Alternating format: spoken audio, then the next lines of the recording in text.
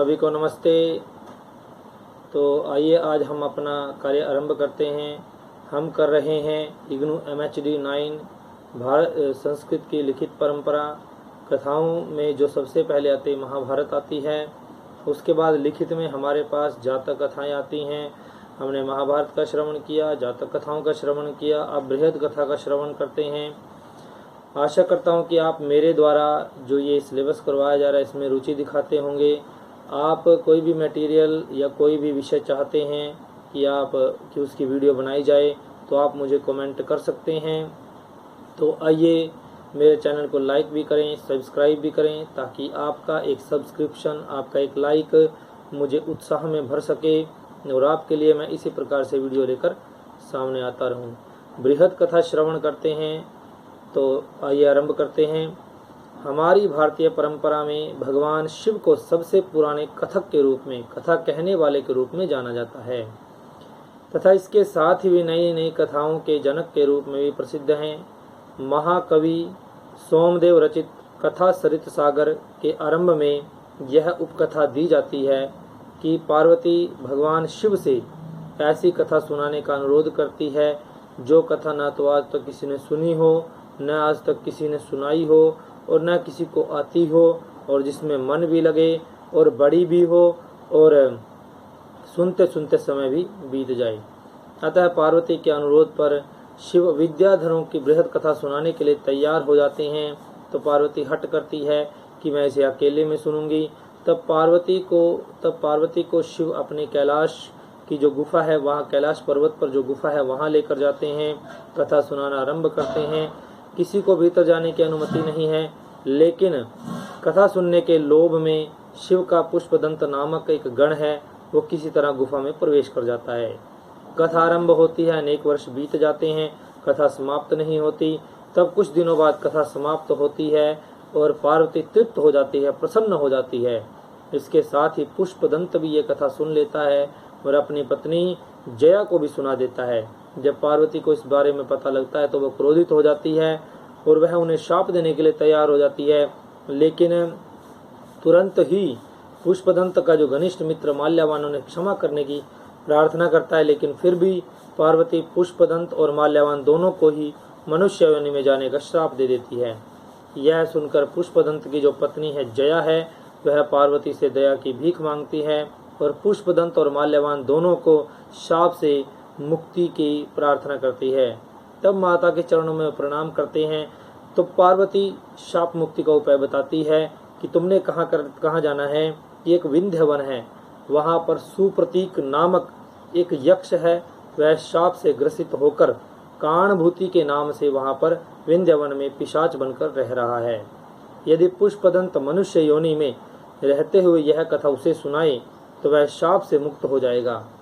फिर काणभूति माल्यावान को बृहद कथा की कथा सुनाकर और माल्यावान काणभूति से यह कथा पुनः सुनकर मनुष्य योनि में इसका प्रचार प्रसार करने पर पूर्णतः शाप से मुक्त हो जाएगा। तो ये उनके सामने शर्त रखी। तो आइए आगे सुनते हैं कि क्या हुआ इस कथा में।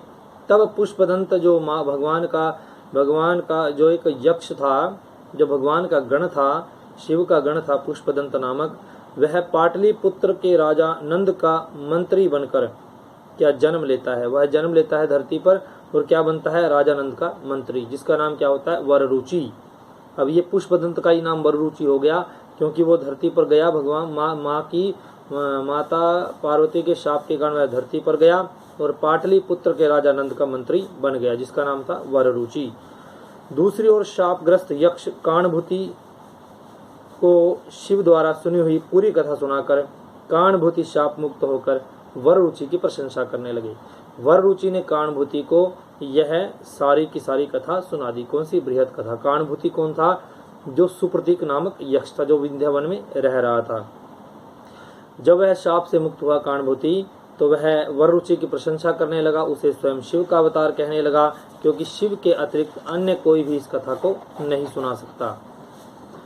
इसके पश्चात वररुचि काणभूति को वही कथा अपने मित्र माल्यवान, जो गुणाढ़ के नाम से पृथ्वी पर जन्म ले चुका था, सुनाने को कहता है। गुणाढ़ कौन था, वो माल्यवान था, जो माँ पार्वती के शाप से धरती पर आया था। अब गुणाढ़ कौन था? जो सातवाहन का मंत्री था। किसी कारण से वो वनवास झेल रहा था, वन में रह रहा था। कारणभूति उसे वर रुचि से सुनी बृहद कथा सुनाता है तथा गुणाढ़ उसे 7 लाख छंदों में पैशाची भाषा में लिख लेता है। घोर वन में स्याही न मिल पाने के कारण गुणाढ़ अपने खून से ही वह विशाल कथा लिखता है। लिखते लिखते जब गुणाढ़ अपनी ही कथा पढ़ने लगता है तो उसे सुनने के लिए आकाश में विद्याधरों का जमघट लग जाता है। अतः इस गुणाढ़कृत बृहद कथा को सुन लेने के पश्चात कारणभूति की तो मुक्ति हो जाती है, किंतु अब गुणभूति के सामने बृहद कथा के प्रचार प्रसार की समस्या पैदा हो जाती है, जो कि उसकी शाप मुक्ति की शर्त है। अतः वह उस कथा को लेकर राजा सातवाहन की राजधानी प्रतिष्ठानपुर जा पहुंचता है और अपने शिष्यों द्वारा अपना लिखित यह ग्रंथ सातवाहन के पास देखने के लिए भेजता है। किंतु राजा सातवाहन उसे बाह्य स्वरूप कि इसमें तो इतने श्लोक है, 7 लाख श्लोक है, इतना मोटा ग्रंथ ये बना है, वह वितृष्णा से भरकर ग्रंथ को लौटा देता है। यह सुनकर गुणाढ़ निराश हो जाता है और तब वह नगर के बाहर स्थित बगीचे के पास ही एक ऊंची चट्टान पर बैठ जाता है। कौन बैठ जाता है? गुणाढ़। और नीचे एक अग्निकुंड तैयार करता है और जब कुंड में आग धधकने लगती है तब गुणाढ़ एक बार फिर अपनी कथा पढ़ना आरंभ करता है, जिससे कि आसपास वन में रहने वाले मृग और अन्य पशु पक्षी आदि सभी उसे सुनने के लिए एकत्रित हो जाते हैं और उन्हें यह कथा सुनाते हुए गुणाढ़ एक एक पन्ने को आग में समर्पित करता जाता है। यह कथा सुनते हुए वन के पशु पक्षी अपने आहार का परित्याग करते हैं और रोने लग जाते हैं। जब इस बात का इस घटना का पता चलते ही सातवाहन गुणाढ़ के पास आता है, अपनी भूल स्वीकार करता है, चरणों में गिरता है, किंतु तब तक बृहद कथा के 6 खंड अग्नि की भेंट चढ़ चुके होते हैं। केवल अंतिम 7वां खंड ही बचता है, जिसमें राजा नरवाहन दत्त की कथा है। अतः राजा सातवाहन को अंत में 1 लाख श्लोकों वाली यही कथा, बची हुई कथा प्राप्त होती है और तब गुणाढ़ की शाप मुक्ति भी हो जाती है। सातवाहन उस कथा का अपनी भाषा में रूपांतर कराता है और तत्पश्चात उसका प्रचार सारे भूमंडल में अनायास ही हो जाता है। सभी से प्रार्थना है कि मेरे चैनल को लाइक करें, सब्सक्राइब करें। सभी को नमस्ते।